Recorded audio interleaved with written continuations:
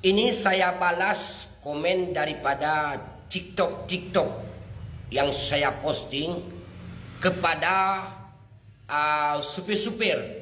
Mungkin saya tidak bisa sebut dalam real komennya TikTok, maka dengan video ini saya sebutkan dan saya memberi semangat kepada supir-supir. Ini khususnya dulu kepada Abang Halim, truk Padang yang muatan cabai ke Takengon, Bang Halim, ya. Dan kepada Bang Wen yang juga di Aceh Tengah, Takengon juga, ya. Bang Jal dari Sigli yang membawa barangan kelontong, juga truk coal diesel, ya. Dan kepada Bang Sun yang di Banda Aceh membawa intikulor Banda Aceh, Bang Sun.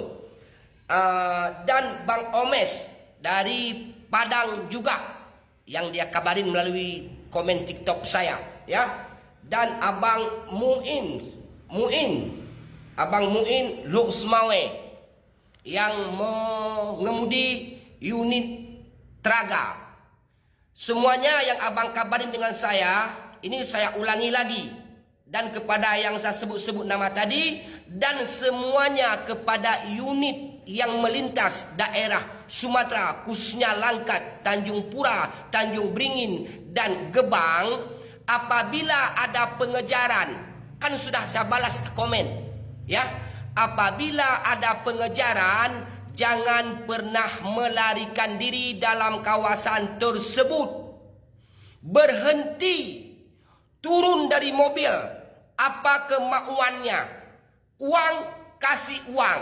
Berapa dia minta? 500.000, 1 juta, 50.000, 100.000. Kasih uangnya, ambil fotonya, hubungi saya. Sudah berapa kali saya kabarin, jangan lari dalam kawasan tersebut. Nanti bisa membuat kecelakaan pada diri kita pengemudi dan kecelakaan pada orang lain gara-gara orang-orang tersebut di dalam kawasan tersebut, dalam beberapa orang. Sudah saya ulangi, jangan pernah takut dengan orang pengejaran sewaktu malam daerah kawasan 3 tempat, Tanjung Pura, Beringin, Gebang. Apabila orang tersebut memaksa ingin cap stempel di mobil, dikejarnya, berhenti. Berapa dia minta uang? Atas pemaksaan dia, berapa dia minta uang? Kasih uang terus, jangan stempel mobil itu, ambil gambar dia, kirim ke saya. Kan sudah saya kasih nomor WA. Saya ulangi sekali lagi, ya. Abang-abang yang saya sebutkan yang sudah komen melalui saya, ya.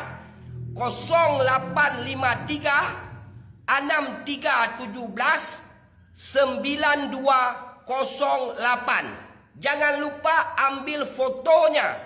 Uang berapa yang abang kasih terhadap orang tersebut, saya yang bayar.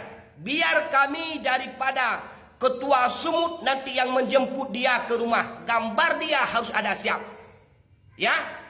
Ini saya ulangi lagi sekali lagi.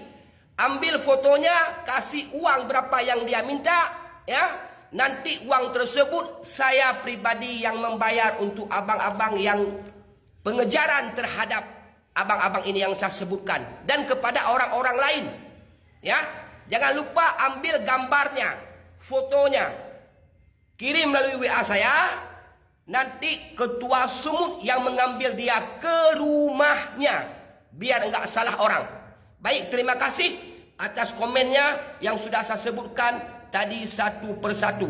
Jangan pernah takut lagi dengan hal yang tidak baik di dalam kawasan tersebut. Maaf jikalau saya berkasar berbahasa dengan rekan-rekan saya yang sudah saya bacakan tadi nama-nama ini. Baik, assalamualaikum. Selalu buat supir-supir yang saya kagumi, yang saya cintai, dan yang saya bersatu untuk supir semuanya kita se-Sumatera dan se-Indonesia.